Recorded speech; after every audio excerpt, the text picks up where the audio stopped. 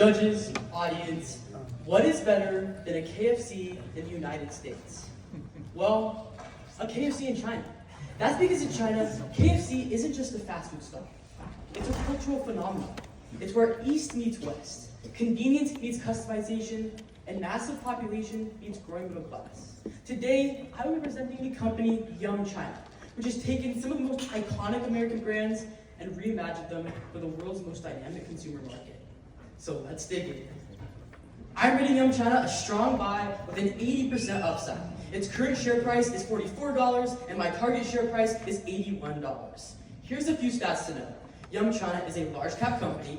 They have a price to earnings ratio of 18.5 times, and comparing that to their biggest competitor, McDonald's, which sits at a price to earnings of 28 times, they're significantly undervalued. And they have a dividend yield of 2.17%, making it attractive to value investors. So, what does Yum China own? Well, they own 6 strong restaurant brands across China. 3 of them are Western-style chains, KFC, Pizza Hut, and Taco Bell. They also own 2 local concepts, including the hot pot chain Little Sheep and the simmer pot chain Huangji Wang, and they also own the luxury Italian coffee cafe Lavazza. Now, how does Yum China make its money?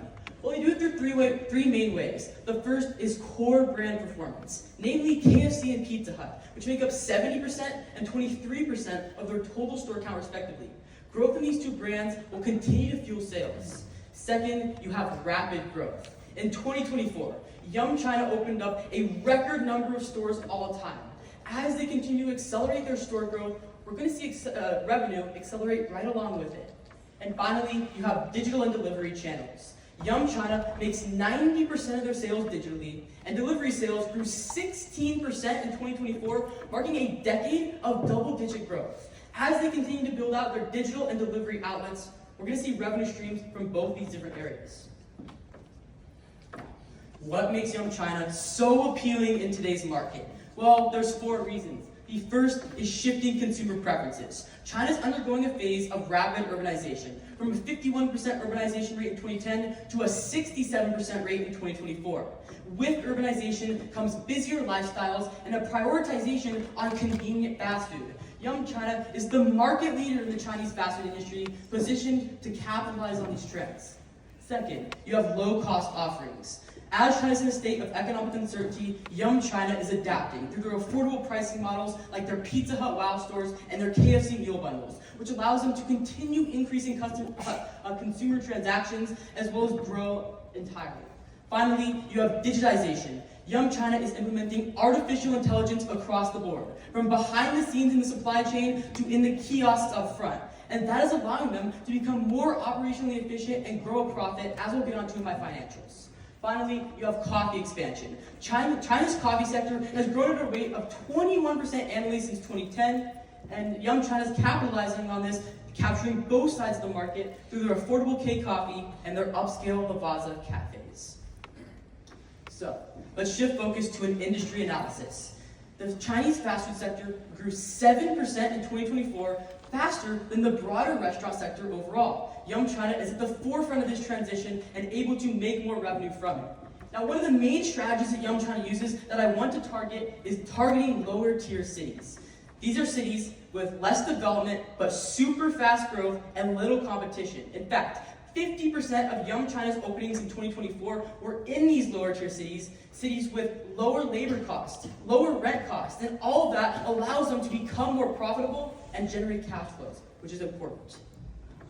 Now, let's shift focus to a moat analysis where Yum China has a wide moat for a few reasons. The first is brand strength. KFC and Pizza Hut are entrenched into the Chinese culture over decades of experience there, and they're household names in the region. That gives them the advantage simply by their name brand over any other competitor in the region. And it's shown. They have double the stores of their closest competitor. Which leads me to our next point of scale and distribution. Yum China is by far the biggest fast food chain in China, which allows them to take advantage of economies of scale, spreading fixed costs across all of their stores, and thus achieving a level of efficiency that no other brand can. And finally, you have digital loyalty. Yum China has 525 million digital loyalty members, and in fact, 65% of their sales are recurring sales from digital loyalty members, which tells us that once they get customers ingrained into their culture, they get them coming back. And that creates high switching costs that no other brand can replicate. So, let's take a look at Porter's 5 forces. Firstly, the threat of new entrants is low. That's because as the average Chinese restaurant closes down within 500 days, Yum China is able to scale quickly and continue scooping up that market share. Second, the bargaining power of suppliers is also low. That's because Yum China works with 800 independent suppliers, mitigating the power that any one of these suppliers has over the company. Thirdly, the power of buyers can be considered significant. That's because if money gets tight, they don't have to go out and spend on fast food. Fortunately, Yum China recognizes this as one of their biggest weaknesses, which is why I talked about their shifting towards an affordable pricing model in Pizza Hut and KFC. Fourthly, the threat of substitutes is low. That's because in the current trend of China, we're seeing that Yum China and the broader fast food sector is becoming the substitute for these sit-down restaurants due to rapid urbanization and busier lifestyles. Finally, rivalry amongst competitors can be considered significant. We see McDonald's growing in the region. We see Starbucks and Luckin Coffee growing in the region. But Yum China is able to use their economies of scale, their brand strength, and their digital loyalty to continue outcompeting. Let's take a look at Yum China's balance sheet, which is simply pristine. Since 2022, Yum China's net income has doubled. Their earnings per share have doubled. And their revenue has grown 18%. What does that tell us? Well, it tells us that not only are they growing their top line revenue, but their bottom line profits are growing even faster, which tells us they're achieving efficiency like no other brand. So, let's get on to my discounted cash flow analysis where I came to my 80% upside of $81 a share. Now, my key assumptions are a 6% revenue growth rate in the first 5 years, a 3% terminal growth rate, a 7% discount rate, and increasing cash flows over time. Now don't worry, I know you may be wondering, how did I come to these numbers? Well, here it is. The 6% revenue growth rate aligns with historical averages for Yum China of 6.1% since 2015. And, might I point out, is conservative because they're growing at a record rate all time, which will make them have record numbers of revenue. The 3% terminal growth rate is conservative. I looked at long-standing industry competitors and saw their terminal growth rate. That's why I came to that number. Now, the 7% discount rate reflects strong financials. They have a 0.37 debt-to-equity ratio. They are well leveraged. They have lots of cash flow on hand that they're taking and putting back into their business or even giving to investors in the form of dividends. And finally, I predicted increasing cash flow over time because what Yum China is doing is taking all their cash flow and putting it back into the business. But as these restaurants begin to mature, we're going to see a lot more cash on hand. Now, I wanted to make a slide solely for dividends because it is remarkable Yum China's dividends. Dividend payout has increased 125% since 2018. Just soak that number in a little bit. And in the past year, it has increased 50%. Now, I included a graph on the screen, Yum China compared to McDonald's. They're absolutely killing them. You can see Yum China's dividend yield is growing rapidly, while McDonald's is stagnating and declining, which shows you that they're a much more profitable business. So, let's address some of the investment risks. I know some of you are worried it's China, it could be risky. We've seen in the past that international brands have been retaliated against when they've come into the Chinese market. But there's two things that are fundamentally different about Yum China. The first is they are solely a Chinese brand. They are not an international brand, which paints them differently in the eyes of the Chinese government. But history also backs them.